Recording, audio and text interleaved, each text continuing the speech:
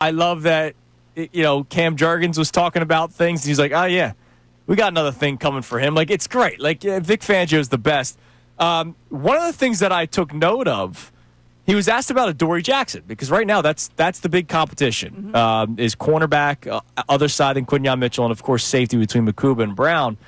And he basically made it seem like he had nothing to do with the Adoree Jackson signing. He said flat out, I didn't want it. Yeah, without saying it that way. Like it was almost like he was surprised. Yes. Yeah. Oh. He's like, how we signed We got him. this guy. All right. He said, Carolina had him. Then they didn't want to pay him. Yeah. Giants had him. They didn't want to pay him. Now it's time for him to show who he is or show who he isn't. He said he didn't watch any of his film. I guess he didn't really have much interest in Adoree Jackson. And by a lot of the reporters that are there so far, he's liked what he's seen. He's in the lead between him and Ringo.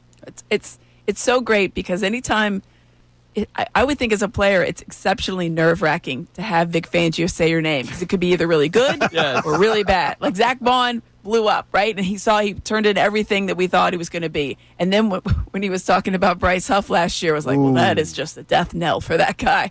So I think it's interesting that he seems surprised. I don't know if it was like he didn't want him. It was so much like he wasn't on his radar. It was just like, oh, this guy.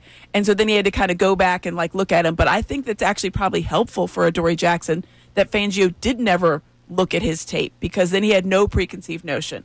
You know what I mean? Like Then he didn't say, oh, this guy did this, this, and this. He sees him exactly for what he is right now. And I think that's helpful. He's one of those guys that I look at him as I think of him as a college player. Adoree Jackson, yeah. And I'm like, oh, man. He's got skills, he's got talent, he's got everything, and it's never translated yet. Mm-hmm. But it's there. It's there, whether it's unleashed. And I'm like, okay, if this guy can't unleash it, nobody can. Right. It's almost like the same, when you're looking at some of Mekhi Becton. Right, exactly. Came through last year, and it was like Isaiah Rodgers, maybe even to a lesser extent. But, Mekhi Becton was a guy that first, wow, he's so big, he's supposed to be, and never had lived up to it until he got into the right system, maybe with the right coaching and the right motivation of like, this might be your last hope, guy. Like, this might be it. So I think Adoree Jackson could have a little bit of combination of that. By the way, Vic Fangio going full sweatpants. He said it wasn't that hot.